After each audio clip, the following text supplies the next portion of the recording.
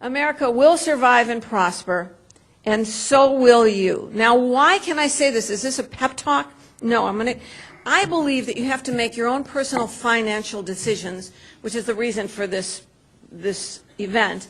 Your business and finance decisions have to be based on a long-term perspective. So let me take you back.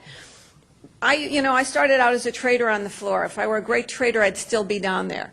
I'm an explainer.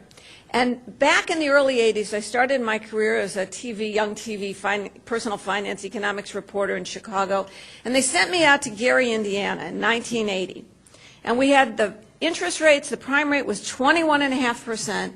The steel mills had double the national rate of unemployment, so it was probably more like 20% unemployment in that industry. The stock market was below 700. And there was a general despair around the country. We were told to put on sweaters and turn down the thermostat. And America was really living in fear. If that day I had stood there and I watched these steel workers huddling around, in the freezing cold around barrels where they had fires lit, protesting that they were being cut from their jobs and that their pay was being cut, if on that day I had said to you, hey, don't worry about it. 20 years from now, the stock market will be over 12,000. 20 years from now, interest rates will be down below 4 or 5%, and so will unemployment. And we will be in the midst of a great economic boom brought on by, oh, well, I didn't know it then, but this great change that technology wrought in America, the incredible productivity, and the fact that we lowered tax rates and went back to having a sound and sensible currency that people could rely upon.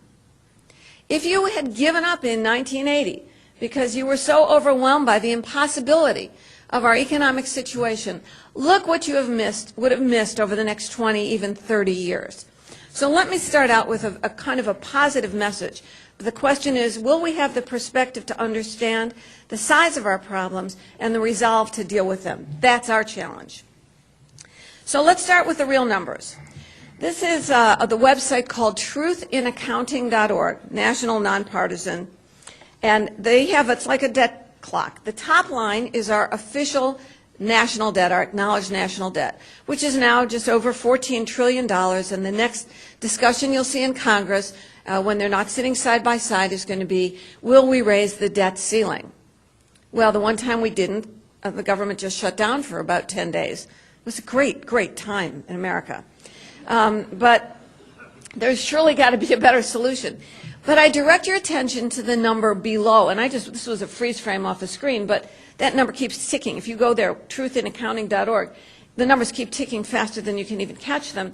That is our unacknowledged national debt. It includes all the promises we've made for Social Security and Medicare and interest on the national debt, growing and compounding over the future.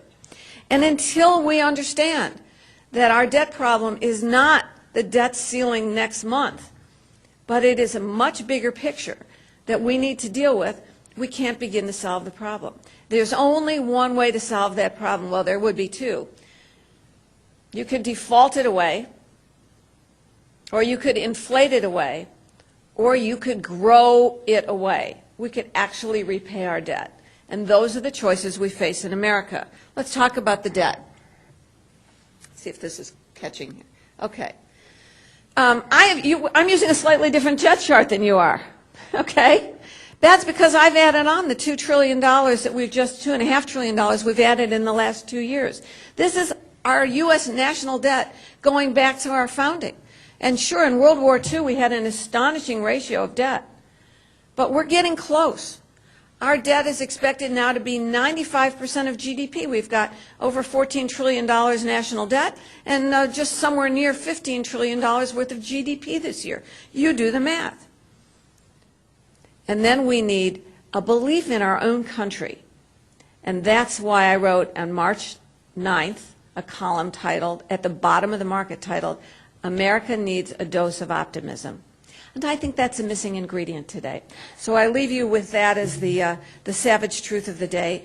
We can and will survive and prosper.